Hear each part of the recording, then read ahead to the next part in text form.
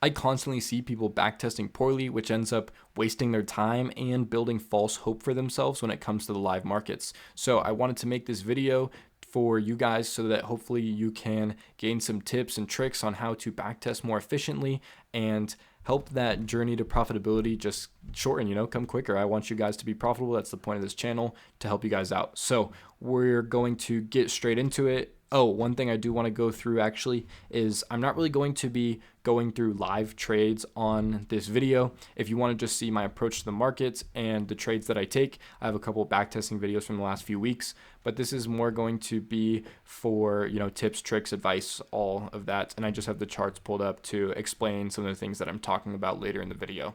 So to start off, the first thing I want to get into is taking your backtesting seriously. The most common argument I hear against backtesting is people saying that because it's not real money, it just doesn't help you and it doesn't matter. And my opinion on that is there are two main components to being a profitable trader. Obviously, there's a lot that goes into it, but I would say the two main things are good psychology along with good technicals, which is just like a good strategy and good knowledge and whatever, right? So if you have those two things, you're able to be profitable. And the problem is you can't be profitable only having one and not the other. People think that by building your technicals without the psychology, you're hurting yourself. And I totally disagree with that. I think that trading is really complex and it's hard to approach. By approaching the live markets, that's how you're going to grow your psychology. And I use my backtesting to either gather data or practice my technicals. And by doing that, it makes it way less intimidating for yourself because you are able to not have to try and do both of these hard things at once. You can focus on doing, like I said, technicals and the backtesting. And then once you already have that down, you can approach the psychology issue during live markets. And trust me, it is way easier to work on your psychology when you're taking better trades. If you're taking really bad trades, it's going to end up having you have terrible psychology because you're going to want a revenge trade. You're going to have worse greed. You're going to face all those problems because you suck at both things. That is going to be the main first thing I want to emphasize is you need to take it serious because when you approach those live markets, you want to be ready to trade those with a good strategy. You want to simulate them to the best of your ability. And the only way you're going to do that is by taking your backtesting seriously. If you're just like screwing around, taking dumb trades and not actually working on your strategy, not gathering data, there's really no point. You're just wasting your time because you're just kind of doing nothing. You want to actually build good data, build a good strategy that works, that accurately represents the live market. Second thing that I want to get into is being realistic with everything when it comes to the backtesting. Like I said, we want to accurately try and represent live markets. So I want to be realistic with my risk parameters. I want to be realistic with the trades I'm taking. I want to be realistic with my account balance, everything about it. First thing, before I even jump on the backtesting session, when I'm setting it up, you have to set an account balance. Set an account balance of something that's actually attainable to you. So I set a 50K balance because I trade 50K accounts through prop firms. I always want to set a balance that is reasonable. So in this case, 50K, because that's what I trade. I'm not going to set a balance that's something that's I'm not trading, right? So for example, I sometimes will see people set an account balance of like $1 million, or to be more realistic, let's say on Top Step, the max allocation is 550K accounts, which is equal to 750K. So they'll set a 750K account balance and then they'll trade their backtesting session based on that. They'll get 15K in profit, which doesn't sound bad in theory, but the problem is then once they're trading on their 50K account, they realize that they're only going to have a small fraction of that money in the same amount of time that they thought they were making 15K. You need to kind of use something that's attainable so you're not creating that false hope for yourself, messing up your psychology.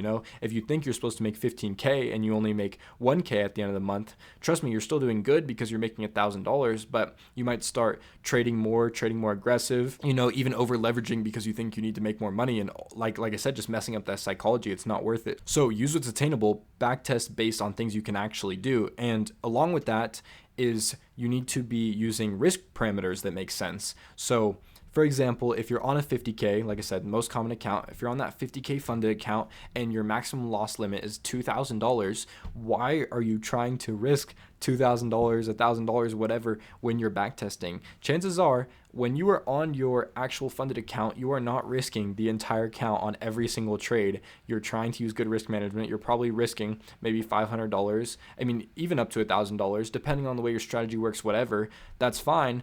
But don't be like risking $2,000 on here, because it's going to be like the same thing I just said earlier. You're going to end up making way too much money, way more than you would have actually, and then you're going to lead to the same problems as before, false hope for yourself in the live markets. Now, I also want to talk about how important it is to backtest during the allotted times where you actually trade in real life. So for me, market opens at 6:30, and I would say that I only ever trade up to 2 hours after market open. Anytime after this, I'm no longer trading. If I probably didn't see what I want, and I'm not going to take trades. So when I'm backtesting, I only trade during this time because I know that's what I actually trade in real life. I'm not going to take trades outside here, even if my setup presents itself, because I know in real life I'm not even trading then. Especially for a lot of you, if you're learning to trade, you probably have something else going on in your life because you're just learning, you're not making money yet, so you probably have school or a job or something. You probably aren't available to trade the entire day. So don't take setups that you're not available for.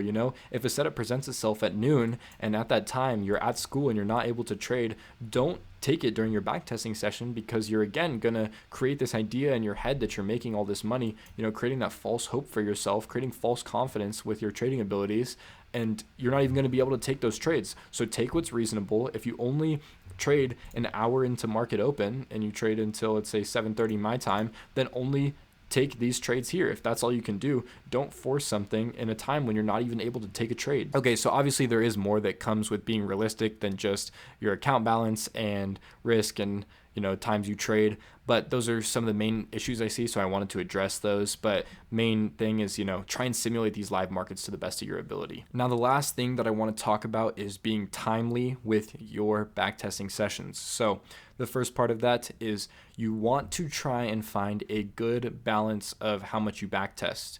When you're first learning to trade, I'm not gonna lie, a lot of us have like that fire in our heart, right? You really want to be profitable. You think you're gonna be a millionaire off rip. You're so excited. So there's two sides to that. You might either backtest a ton because you're just so excited and you just want to, practice so that when the markets come, you're going to be ready, and you're either going to burn yourself out. And trust me, when you have to wake up at 6:30, and if you're burnt out of something and you're not going to wake up, you're going to sleep straight through that alarm, because if you're so burnt out that you don't want to do it, you're not going to find the motivation to complete it. And then on the flip side, if you backtest too much, you might create so much confidence for yourself. You're so eager to trade, especially when you're learning, you really want to jump into it. You end up forcing entries because Monday comes around after the weekend of backtesting. You're just so excited. You want to trade so bad. You force a bad entry just because you've been thinking about trading, and that's all that's on your brain, and you just want to be rich, and then you're going to end up forcing a bad trade, and it's not worth it. So now we also have a situation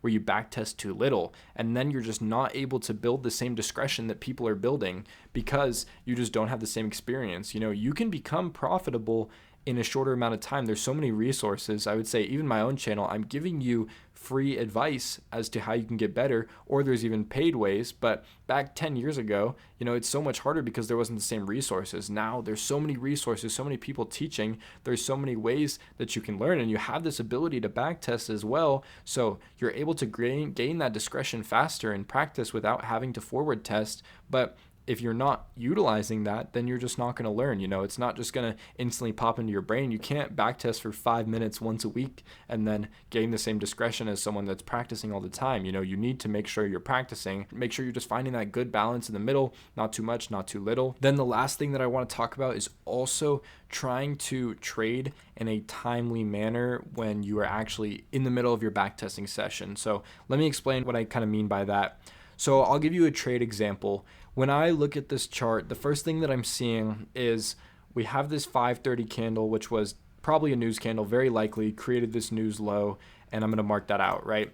So I'm not going to go through my entire strategy, but this is kind of what I'd be looking for. Let's say that for whatever reason I had confirmation that we're going to come down to this, a higher time frame bias says that we're coming down there. We've got news, whatever. That's what I want. So let's say that's the trade I'm taking. I end up scaling down, boom, boom. Finally, I get confirmation. I'm just looking for a 1 minute entry. So I want a 1 minute entry to this. You have to think about, during a live market, how long do you actually have to take this trade? If you're entering off of the 1 minute, I have a couple seconds after this close to decide whether or not I want to jump into this trade, right? Can't look at this candle for 5 minutes and decide whether or not I want to take this trade, because in 5 minutes, we might already be up here or we might be all the way down here. I actually have to make that decision quickly. So when you're first learning to trade, if you're just gathering data on a strategy, you're just learning how the markets work, whatever it may be, then it's okay to take your time. I would say take your sweet time, actually effectively learn how it works. But once you kind of have a strategy down and you're just practicing it,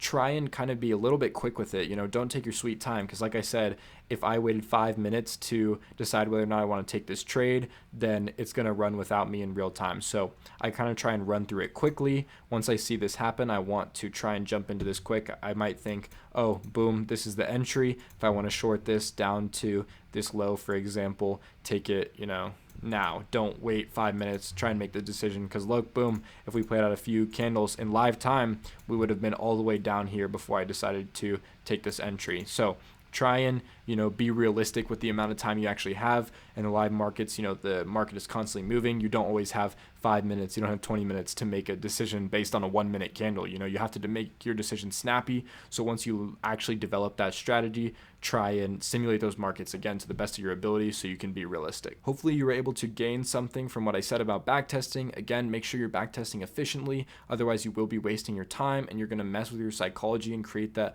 false hope for yourself, and it's going to hurt your results. So you definitely don't want to be hurting yourself, definitely don't want to waste your time. We want to shorten that journey to profitability, and I hope this video helped you toward that. So again, thank you. If you made it through the whole video, please drop a like if you were able to learn something from this, and I hope to see you in the next one.